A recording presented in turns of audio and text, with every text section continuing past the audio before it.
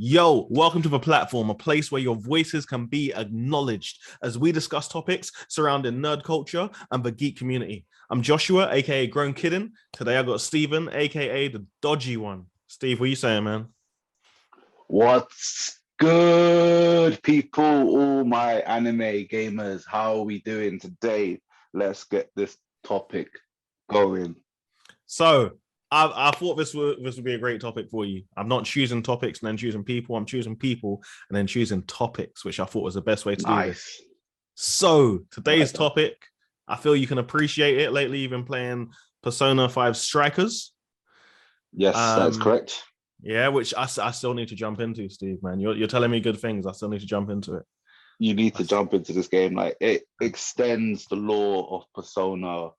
And after you told me to get into Persona 5, I know. The amount of hours I've put into this game in the last week or so, I feel like it's just Persona's just been my life.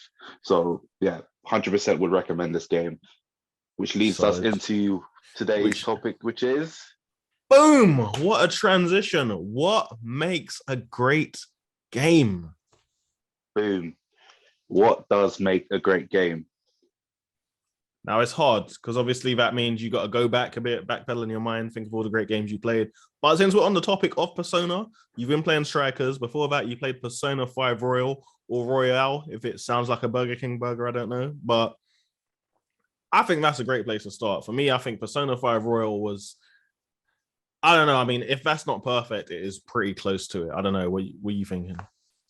All right, so let's expand upon this whole thing of what makes a great game, right? So I'm ready. With Persona 5, I've never touched a Persona game in general. Like, I've always seen them. I've always thought, oh, they seem a bit different. They seem weird.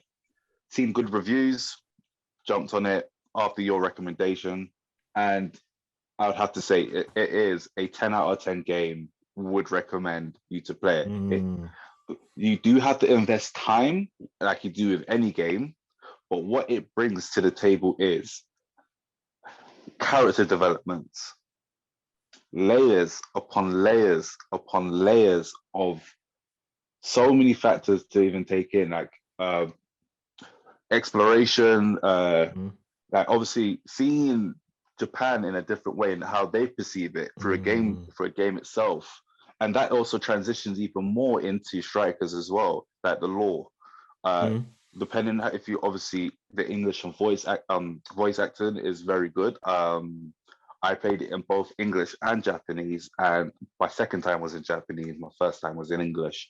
Usually I do it the other way around. It takes a lot of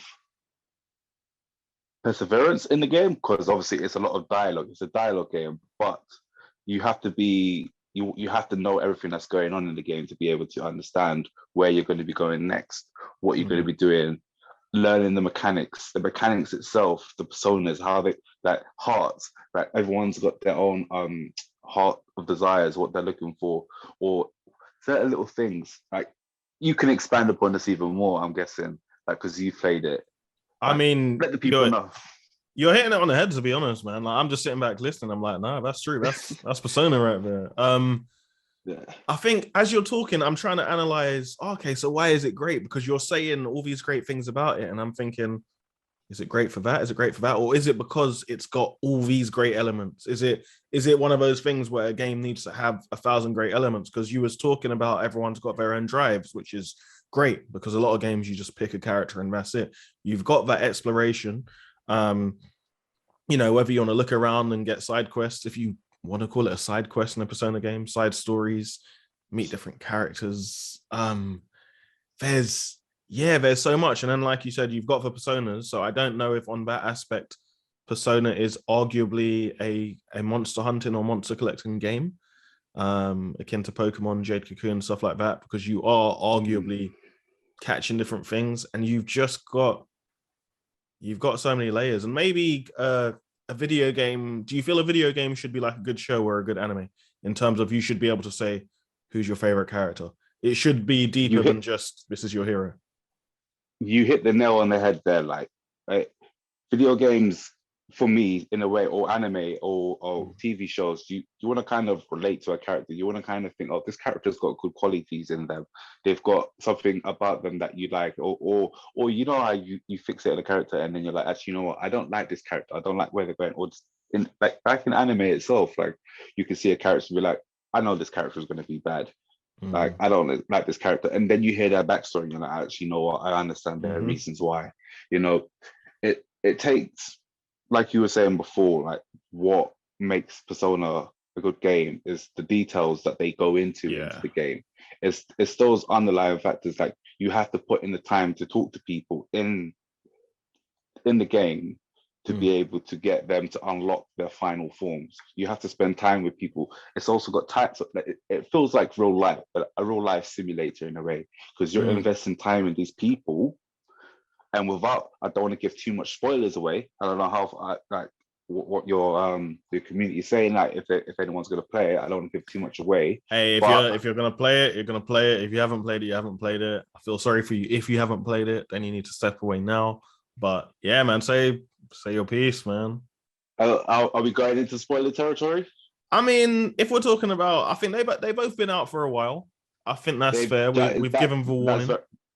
That is very true. So basically, like, if you're playing Royale, if you want to get the true ending of the game, you have to talk to a certain 3 characters. You have to unlock their bonds with them. It is. Yeah, you're right. Yeah, 3. You have to. Yeah, it's the your therapist. The therapist. What's his name again? Is it Dr. Maruki or something? Yeah, Dr. Maruki, Kizume, even who isn't Kasumi. That's it. Kasumi. That's why Kizume. I don't know. I think in Naruto, isn't it? Kasumi. Yeah, that's probably. I don't know why. Kasumi and what's the detective's name? Akechi.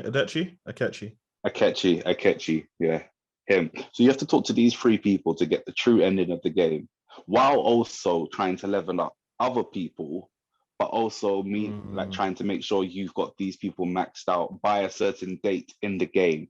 Now, while also dungeon crawling, leveling up, and just doing your schoolwork as well, because you have to go to school and you have to do exams. And if you don't do well, and it works, and it makes you just be like, okay, I've got to plan out my days every day just to pick out. And it's the level of details that's what makes like, I can say for me, this is probably one of the best games I've played in a long time, where I've put in a considerable amount of hours, 260 or plus. Yeah, that was me, about 260. About 260 plus hours into this game. Now, let's take it away from Persona, because we can talk about Persona all day. This will become a Persona game. Facts. Okay. I'm trying to think then, what else have I played that I'd class as amazing, so we can kind of let me turn this off so we can see. I say we take it from the beginning. Like, what was the best? You're gonna start war here. You're gonna start war. What was the best old school game? Not even war. Not even the best old school game. I say, what is the best game that obviously made you think, okay, this is one of those games that you invested a lot into? Do you know what? I can give you like my top 3 games of all time. Okay. And I think they're great examples of excellent game design. Yep. So I'm going to show my age straight away. Super Mario World, Super Nintendo. You had a lot to do. It had a multiplayer component. If you want to play it with a friend, it was colorful. And that might sound cheesy to some people, but we're in this generation where everything's got to be dull and gray and black. And I like colors. I like the colors to be able to pop. I like to delve into that fantasy world. So you got Super Mario World. Again, like you said, you've got secrets if you want to look for them. You can get different colored Yoshis. You can get Star World. You can get all these different things. Then from there, Devil May Cry 1. Yes, I can. It's just a great game. And again, I'm thinking, is the underlying theme here for both of us freedom? Because obviously Super Mario World, you've got so much to do. You can choose which direction you want to go. We discussed Persona. How do you want to level up? Which missions do you want to go? Which characters do you want to use? then Devil May Cry, you've got the freedom of which weapons you're using. How do you want to approach this enemy? Do you feel that perhaps, I don't know, correct me if I'm wrong, but do you feel the common theme here might be a certain level of freedom and a certain level of play your way? Possibly, yeah. There is that sense of like freedom aspect in the games that we've kind of highlighted, and like you've highlighted. Like I would say, obviously, Persona is a kind of express yourself. You play the way that you want to play, while also with the personas you collect as well, you collect the ones that you feel like you gravitate to more. Like there was ones that I would use more often than others. Same way with one of my favorite games, which is Final Fantasy VII.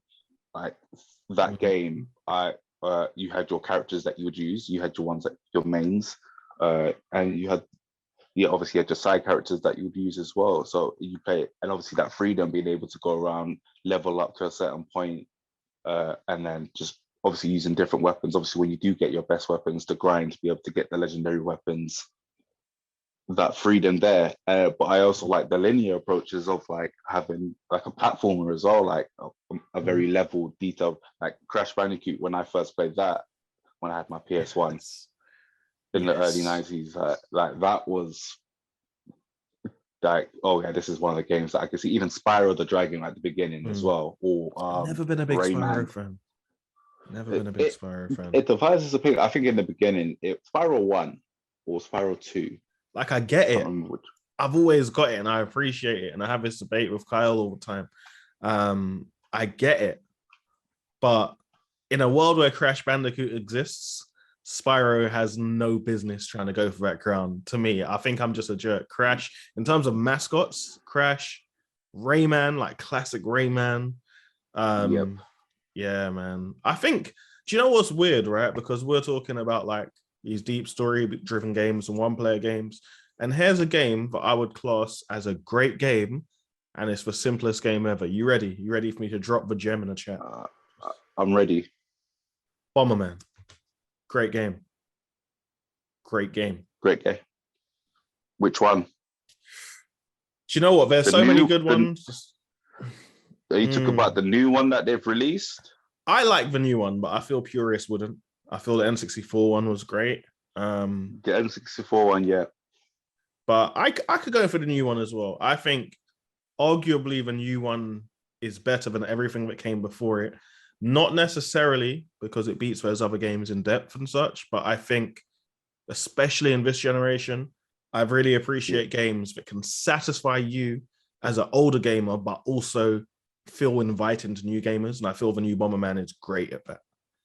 That's right. Yeah, I thought like Bomberman definitely ticks a box of type of a game that you can get immersed in. And I say when I use the word immersed, it's like it takes up your time. And I like you want to go. When we play games, we take games to escape what's going on for our day, to relax, to unwind.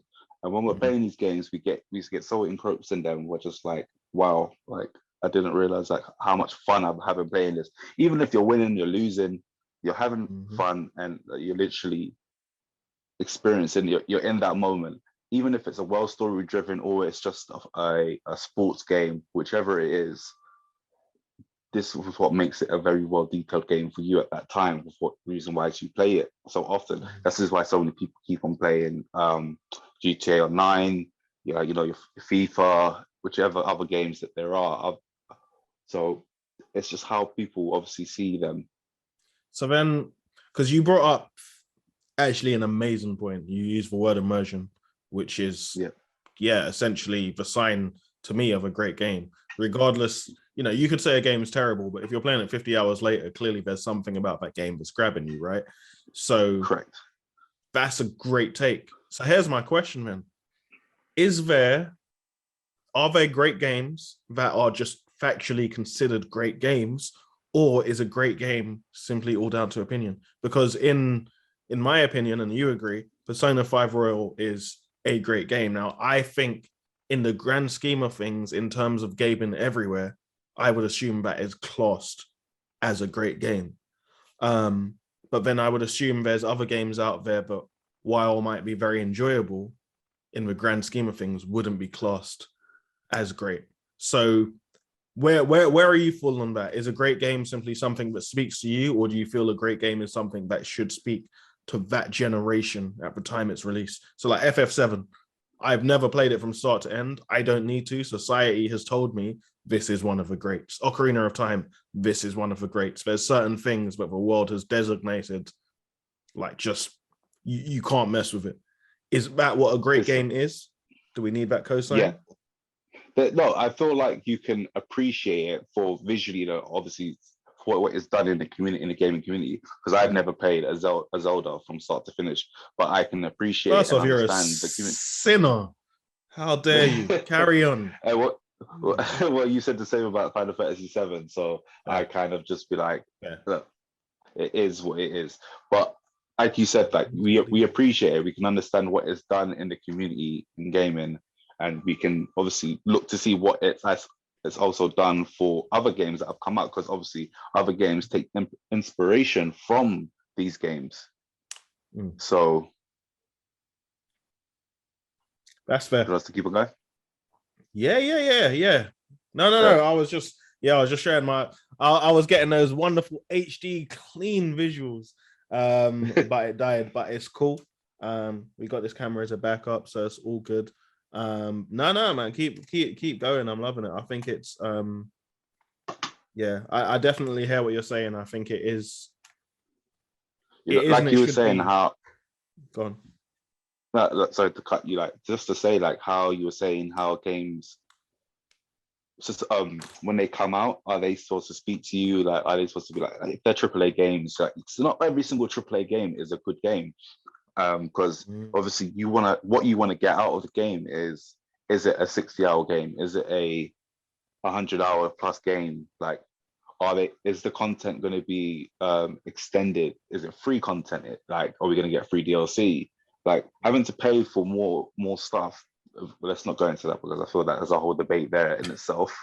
Talking about paid DLC. Yeah, I might have to bring you back for that one. That's a conversation right there.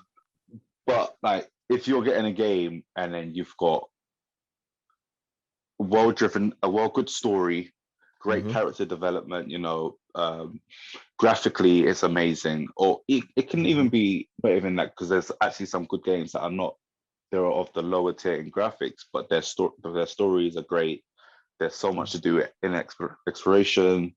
Like, you're able to fully immerse yourself in it, and you're able to just experience the game for the purest nature of it, of being able to do what they wanted you to do, which is what you're trying to get out of it. Now, let's throw some names into the hat. All right, go on, give it. Drop me some gems, drop some examples. Sorry, I've got that COVID cough. It's not leaving. God of War 2018. Oh my god. That is. Yeah. Wait, that was 4 years ago already. Yep. Wow. When that came out, everyone was like, "Oh, I don't know about how." Obviously, it was a behind the shoulder looking. Takes it away from that kind of that dropped up how Kratos is. It was not as gritty, but it is gritty. But that opening title, as soon as you see that and you hear the music playing, it's just like it takes you back to playing obviously God of War 1, 2, and 3, and it's just like, okay. And then the story, how everything transitioned, how it brought the old lore with the new lore, and it's just like the levels of detail that went into it, and obviously the mechanics as well. Like the fighting system, they changed it, but it's different, but it's also the same in a way. Also, it's just there's so much that went into it that makes it a good game. And then obviously the amount of hours you can put into it. Obviously you've got the Valkyries, so there's little hidden details that you can find around. It just, like I said, that's one of those games that you can say that is a top tier game. Yeah, that's interesting. It's, do you know, one game I've always loved, and I feel like it was classed as very good, but I feel like it never made it into greatness. Straight away, I think anyone listening might be like, what the heck's that? Straight away, I'm like, that's your ringtone. It's One Piece. It's a snail fan. I think, so I think for me, Tomb Raider 2014, I believe. It might be 2016. But the first one, in that latest trilogy, right? So we've got Tomb Raider, then we've got Rise of the Tomb Raider, and then we've got the Shadow of the Tomb Raider. And for me, Tomb Raider was just fantastic, absolutely amazing. And I think that was a really, really special game to me. And similar to God of War, it took an established franchise. It said, we respect you as the older fans, but we're going to give you something different. We're going to give you something new. And I think that alone, even if that game isn't great, that idea, that concept is greatness, because you're not resting on your laurels. So if that's how you say it, you're not being lazy. And this is an issue I continuously have again and again and again with Nintendo. It's this: we don't need to try, we don't need to do anything. We're going to give you the same formula, and you're going to buy it time after time because you're a sucker and I'm a sucker and I pre-ordered it and I've got it coming on Friday. That's not the point. The point is, I'm sorry, man. I saw open world Pokemon and I was like, I need it. I'm prepared for it to be terrible, but I need it. I need to run with the wind in my hair and a Charmander by my sides. I need it, man. I need it. That you would have to pay for. That's the thing. I'm thinking, is there going to be DLC? Are they going to release new stuff? I don't know. I'm prepared for Legends Arceus not to be great, and I didn't think I'd be this guy, but I'm buying it to support. I'm buying it because I want to show Nintendo, do they really need your support though? Do you know what? People are going to pay regardless. People will pay regardless, but if it's classed as a one-off project and they don't see those high sales, then they're going to say, yeah, we tried. People don't like that. People want the same old thing. And this is what these companies do. This is why we had the DMC reboot, because DMC 4, although it done well, it didn't do amazing numbers. So they're like, oh, people clearly don't like this. This is why we had DMC. I feel like DMC 4 tanked because it wasn't Dante. You know what's mad? That's one of my worst ones. That is the main reason. That is the reason why I think it tanked. Like you can introduce a character, but it's the same with Metal Gear Solid 2. It's the lie. It's not introducing the character, is it? It's the lie. It's why you tricking me? It's like you bring a character in and then it's like, okay, but this is your character now. It's like you get to play as this character, you get to see this character, but this is your guy now. Like, this is your person. Like, I feel like if there was a transition from free or a cutscene at the end saying, oh, like this is we heard this going on. You know them like Marvel end credit scenes, like, oh, this has been going on in this church. And then you get the trailers for DMC 4, and then you're like, okay, now I see now. I remember they were talking about this before. Let's bring this in, and then this creates that hype around it, and then people would have probably been a bit more open to it. Same way with like Metal Gear Solid. But yeah, with Pokemon open world, I think it's a new venture. They have to try it, like you said. They have to experiment with it. Do you know what? It's a shame they haven't done it before, because the thing is, right? First off, I'm not a game dev, so I don't want people watching. Potentially, if we get more than one view, we're doing great. But potentially, I don't want people watching with that, oh, well, if he can do better, go and make a game. I'm not saying I can do better. I'm not saying that I can create a video game. But I am saying there's a level of common sense that should go into script writing, whether it's for a game, a film, etc. There's a level of common sense that should go into innovation. Now, this whole thing of if you make a Pokemon faint, you cannot catch it, right? This is a world where I'm catching monsters. Surely I want to knock it out. Now, if they want to give you a challenge, what they can do is they can penalize you for certain options. Also, Stephen's very much addicted to Persona because I can hear the PlayStation bounce on, and I'm assuming that's what he's playing. Anyway, no, I'm not even playing. I'm literally just turning the TV off, like, because I think it was like about to turn on. I can't lie, I thought it was just in the background, just like. I'm just in a mid battle, like. Just like, yeah. So, what do you think of Pokemon? Yeah. Like, I summoned what? But so why don't they do this, right? If you knock a Pokemon out, you can still catch it, but you're penalized, right? Meaning that you can't use it until you go to a Pokemon Center, and maybe it takes like 5 in-game hours for it to heal or something like that. If you catch it that's a without bit thinking, too.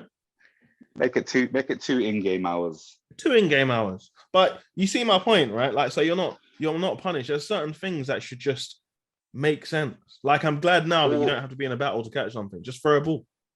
That's how it would work. Or probably all the distance of like from yourself to a Pokemon Center, like determines the survival of that Pokemon. Make it a bit of real life scenarios. But I think that's getting a bit too bit too dark for the kids, isn't it? I had a shiny Pichu, but it died. Yeah, it's like I try. Nurse Jenny, was it Nurse Joy? Yeah, Nurse Joy. Like Nurse Joy saved the shiny Pikachu. If it was only like 2 minutes earlier, I might have been able to. Now it's just gonna be like Pokemon food for the other ones. They could put in some God of War style naughty mini games with Nurse Joy, man. You just hear weird sound effects. Nurse Joy, what are you doing to my Pokeballs?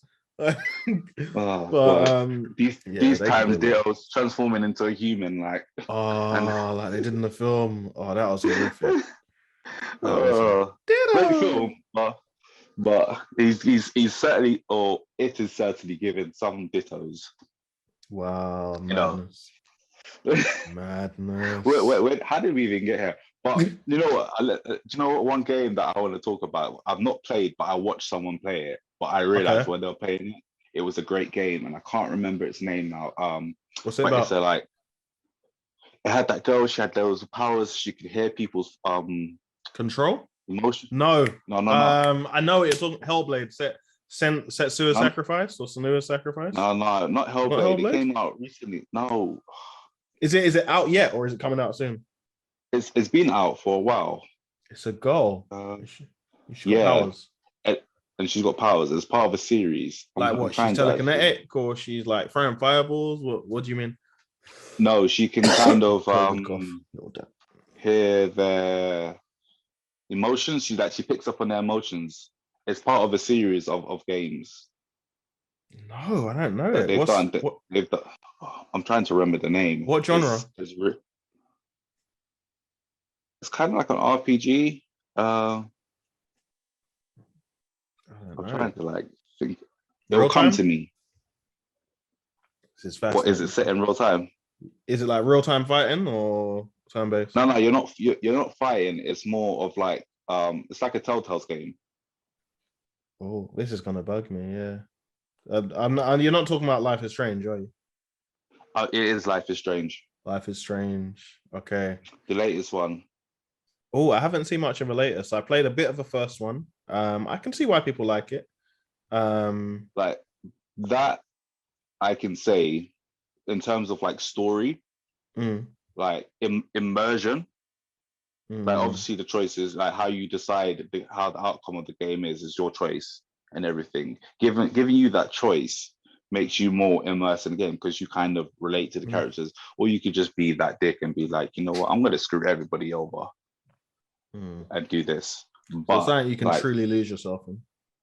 Yeah, those type of games, like you kind of see yourself in those characters, or you want to see the best. Like you can kind of just play how you play naturally in life. Like how would I do this without repercussions? Because obviously life has got real. I feel that makes a lot of sense. Yeah, I mean that sounds like an interesting one to look out for. I think I don't know, I guess there are so many great games out there, and they transcend genre, they transcend everything. It's just this, I think to me, right, a great game, it's like a meal with a right garnish. Like, sure, we want a good dish, but you just need that little, that little seasoning to just make it perfect. I was actually literally just thinking about the same thing in the same way how to describe it. Like a great game is like good home cooking, Sunday dinners, Christmas Day. Lots of little elements. Lots of little elements. Lots of little things to pick up to put into your plate, and not just that, you got dessert as well. touch of a nice drink. That's just to add that little extra bit of spice, to your And meal. it's interesting. So I just finished playing Metroid Dread, right? And you're Yep. saying like you need that dessert, you need that thing where even after you had the main course, it's just something just to. And the dessert in Metroid Dread was the animations. As much as you had the gameplay, which was fairly smooth. Graphics, it's Nintendo. I'm not going to mention them. People are going to be out there telling you how great the graphics were. They're lying. It's not great graphics. It's Nintendo. Let's stop that. Let's stop saying Nintendo games have great graphics, right? Yeah. Gameplay was good. Story was okay. In general, I enjoyed the game. But the thing I noticed, again, that garnish, that dessert, that little extra love was the animations. Because this is a 2D side scroller, but that depth comes from, the character runs into a wall, they kind of push against it. And when they hold on to something, you kind of feel the weight of the character. And Samus just has these great animations that really sells the idea of her being in this setting. And it's that little touch, it's that little bit that you didn't need to do. And then she's got a move called the Shine Spark. Now, for anyone who has not played it, I won't ruin what that is or what that means. But the animation when this technique is done is amazing. It's just, man. I don't know. A great game is something I would ignore everyone in my life for and just shut myself out for like 5 to 10.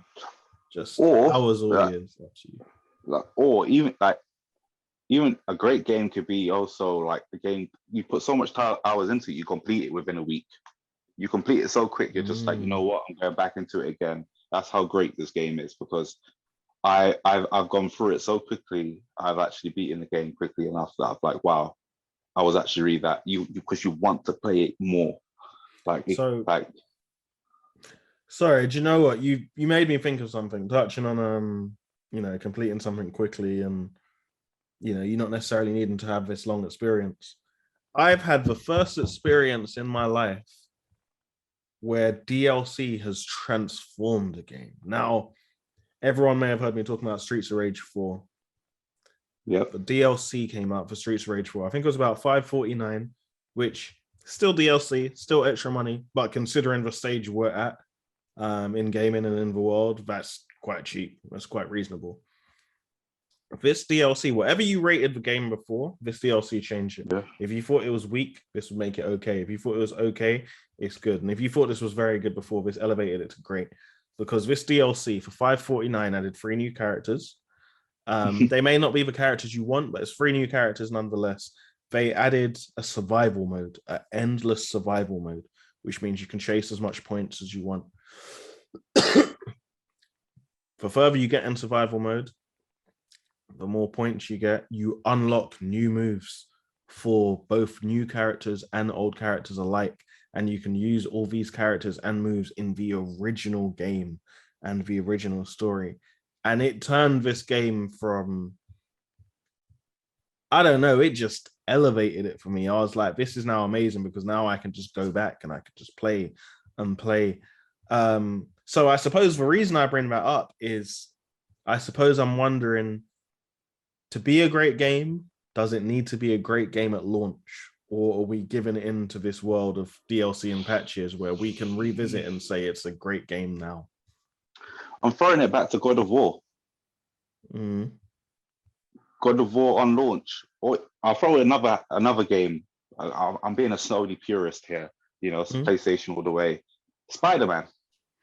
When that came out, they didn't need we knew there was DLC coming, but it didn't need it. But the DLC enhances it. It adds more to the game. So you're saying you'll accept the DLC and enjoy it if it's done well, but if it took the DLC for it to be good, then you're not involved. I'm not involved, no. But some games have had to do that. I'm trying to remember what game. Anthem, Marvel Avengers. They're still not good games, but they're apparently somewhat better. Cyberpunk. They make them okay games. They're not great games. That you can go from a bad game to an okay game. But if you've gone from an amazing game to a spectacular game, like that you're just adding the value to it, and then you can accept paying that £15, that £20 that you spent for that DLC, because you know what, I'm getting an extra 8 hours, and everything that I've had previously transfers over to the DLC, and vice versa. So that, and then when you play that new game plus, you're just like, I've got all these new power-ups, I'm invincible. Let me just go onto hard mode, or they add a new hard mode. It just makes the game just a lot more better. That's another thing. Who is designing games these days without New Game Plus? What's wrong with you people? There's games out there with no New Game Plus. And I'm thinking, but surely you want me to enjoy this. I've got through, I've earned my stuff. Let me just, I don't care if I break the game. Let me run through the game. Let me go through with my Ultra 2-hit light blade dark lightsaber that kills everything and shoots 10 missiles. I've earned it. I'm pretty I sure said dark saber for a reason, because I've been watching Star Wars. Okay, I'm pretty sure they added New Game Plus on God of War. It was a new feature they added onto it, because a lot of people were like, I need more of this. Can you use all your previously unlocked moves? You can use everything you've unlocked in New Game Plus. Oh. And I think you're at the level of obviously where how you ended. So it just makes the game just broken. Not broken, but takes it up a level. Do you know what? Because I know we were speaking about DMC earlier. Do you know what? I was going to say low key, but I don't even think it's a secret. What might just be a great game? Bayonetta 2. Yeah. Bayonetta 2 is, oh my gosh. Yeah, Bayonetta, I can definitely say that is a top tier game, a great game. I think a great game is a game that you don't need to brag about beforehand. And I think that's where these companies go wrong. These companies advertise games before this game has launched. They tell you how great it's going to be, then it's dead on arrival. Whereas a good game, I feel they don't brag about. Like God of War, we knew it was going to be something different. We knew it was either going to be something great or something bad. And you felt that the love was really poured into that game. But at the same time, you don't feel that the devs were just going around bragging for no reason. Maybe I'm remembering it wrong, but I don't feel it was a brag fest. I feel it was, we've tried really hard in this game. We've poured ourselves into this game. We hope you enjoy this game. Whereas you've got the cyberpunks where it's like, this is going to change the world. And when a game gets pushed back multiple times, you can kind of get a feeling of, is the game multiple? Is the game going to be as good as they say it is? And then when you, like you said, when they oversell and under deliver, which they did, and to this day I still haven't played it because I don't want a broken game. I'd rather play The Witcher 3, which is a great game, and the DLC. That is one game I'll have to take your word for. Chef's Kiss, The Witcher 3. That's one game I'll have to take your word for. I think I'm familiar with the Acclaim. I've heard all about it. I've seen the show. And I can see why people are attached to the lore and such. I think for me, I'm very, very iffy with open world games anyway. Even open world games that people love. GTA 5, Red Dead. It's not really my thing. I like sandbox, not necessarily open world. And for Witcher, I find for me, it felt quite slow, sluggish. Yeah. I appreciate it is open and you've got that complete freedom, but I think I would love to have that same character, but in a faster setting, like a platinum style game. And you know, Geralt's doing combos and stuff like that. And I know that's not the sort of game it is, but that's the sort of game I'm drawn to. So that was it was too slow for me, but I've heard so many people rant and rave and say The Witcher 3 is just, you know, something different, something special. It's Michelin chef cooking you the most amazing dish you've ever had. Wow. Presented to you. Levels. And then he comes out with that top tier dessert and that fine, the finest of fine drink, whatever that liqueur you're looking for. It just adds to that. Adds That to clear it, ice cube, yeah. That clear ice cube from Mount whatever, sprinkled in with the finest of fine H2O from the spring Himalayas, blessed by all faiths. How is this dude still going about this game's greatness?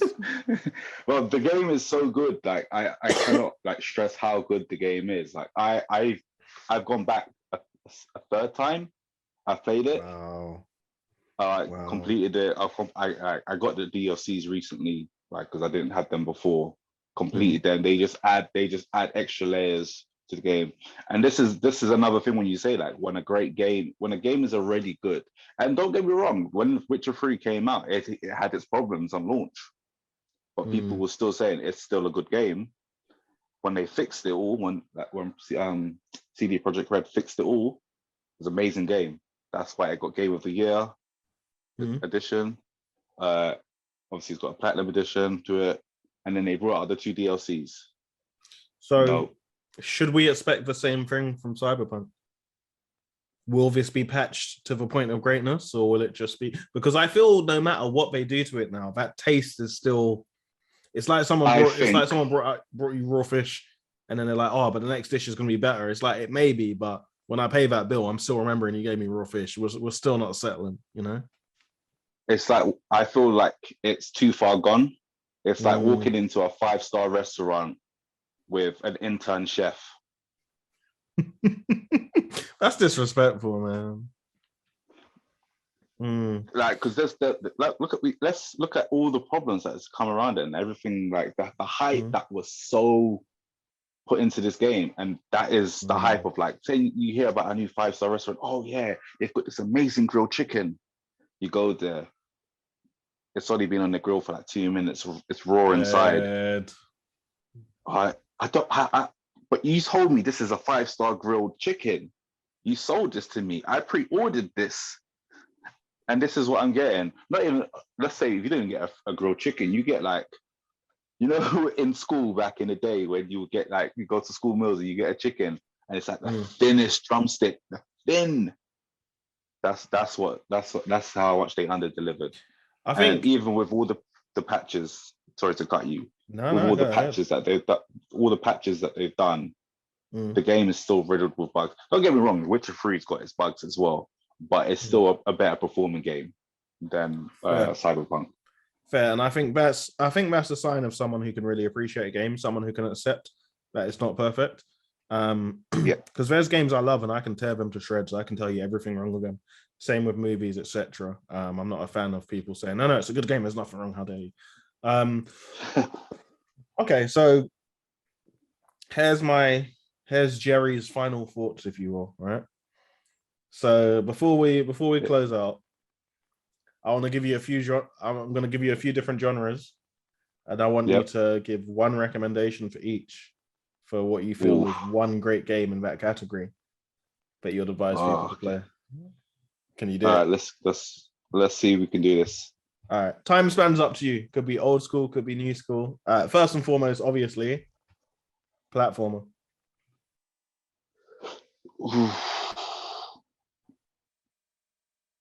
What? I haven't played what's a good platformer? That's the question. You know what? The Uncharted series, because they're a different sense of platforming.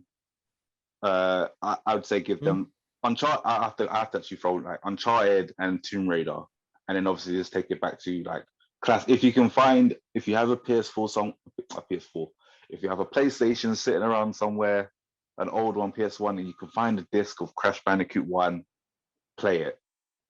I'd say that. Okay, I like that. Yeah. Go on. You was about to go on further. I've got one, and you know what? I had so much fun playing it. Game Boy Color, Earthworm Jim. Which is, they're bringing it back. I don't know if it's a series or a game or something. Earthworm Jim's coming back. For any old school fans, it's coming back. YouTube it. He's back. Yeah. I'm excited. Or to get urban on you guys, I am gassed. I'm happy. I'm ecstatic. Yeah. All right. What's the next genre? All right. Also, just because you touched on old PS1 games, for anyone who hasn't tried it, Pandemonium PS1, fire. All right. Next genre, fighting game. What was that fighting game we played? Do you know what? I was wondering if you was gonna throw that one in because I was thinking, you talking about the new one, DNF Duel. DNF Duel. Yeah, I had so much fun playing that. I thought that we should have done a recording of that. That would have been fire. That would have been fire because the battles we were having. That DNF Duels. I'm not really much of a fighting game. Like I kind of dip in and out. That's why it's of them great. That's because why it's kind great. of like because the technicality in it. Like I always probably go back to Tekken. Okay. But I'd have to say, but I would say DNF Duels because the versatility of the characters. You can literally jump in and you could pick up on any single character, and you can create. You can actually have a good sense of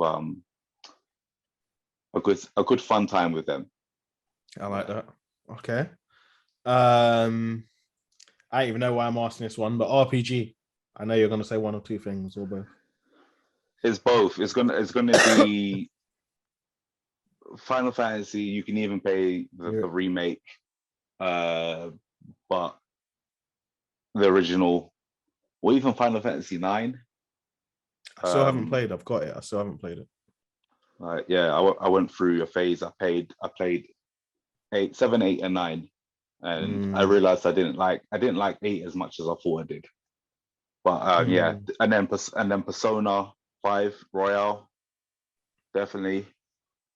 I've never. There's so many RPGs. Never liked even. Go ahead.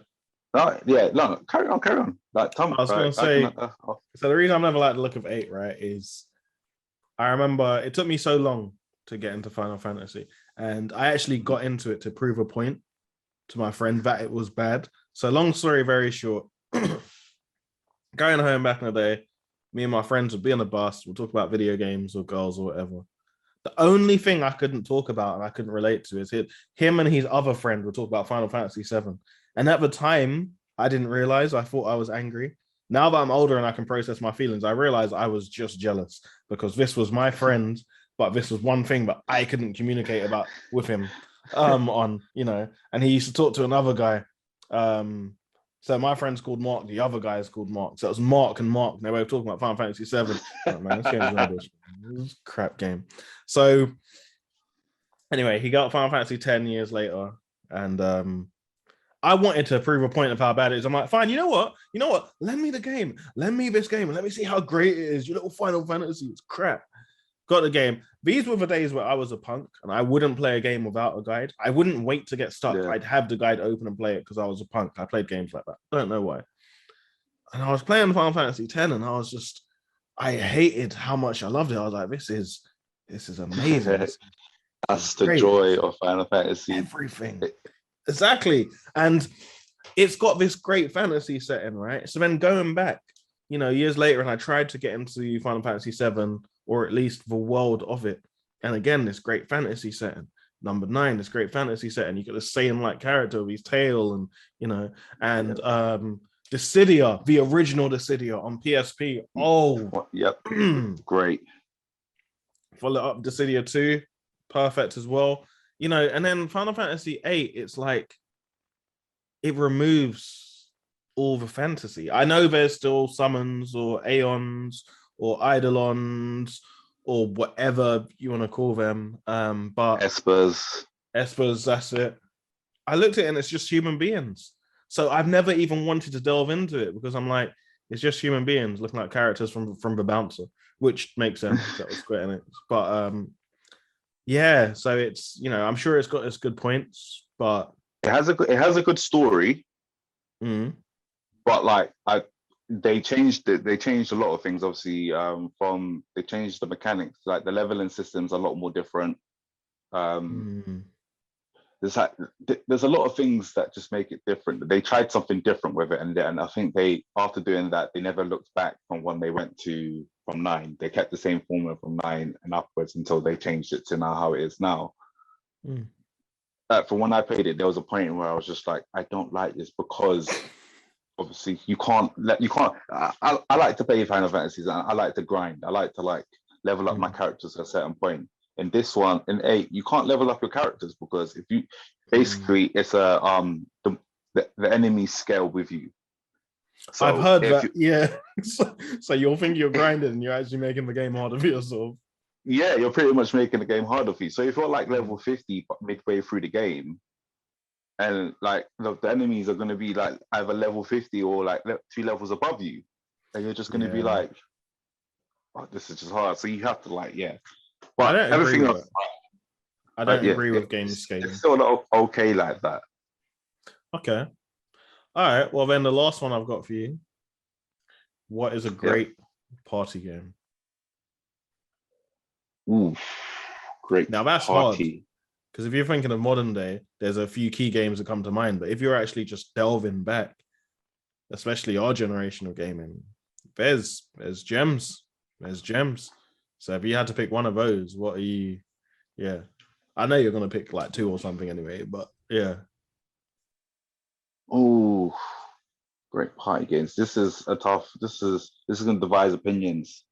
Okay. Oh, I'm intrigued. That COVID cough is not leaving me. It's just creeping up. I'm trying to. Ooh. Mario. All right. So